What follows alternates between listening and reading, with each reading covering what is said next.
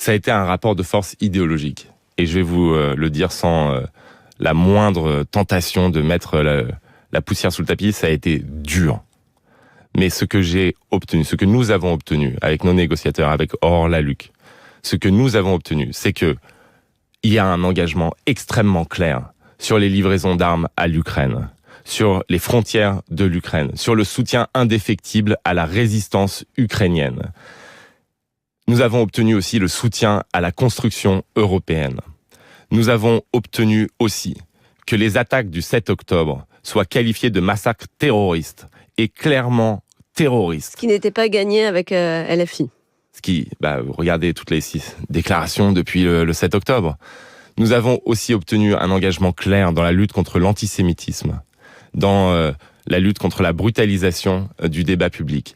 Et donc, cela, c'était pour moi les conditions de possibilité. Vous parlez de ce qui vous est arrivé pendant cette campagne fratricide où vous avez été l'objet d'attaques antisémites, où vos affiches ont été taguées, vous accusant d'être un soutien du gouvernement de Benyamin Netanyahou, avec des croix gammées sur votre visage.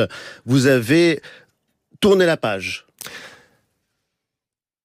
Je vais pas vous mentir. J'espère que non. Non, mais c'était difficile. Et ça, je suis devant vous sans aucun oubli. Par contre, je pense qu'à un moment donné, chaque homme, chaque femme, doit regarder l'histoire et prendre conscience de ses responsabilités.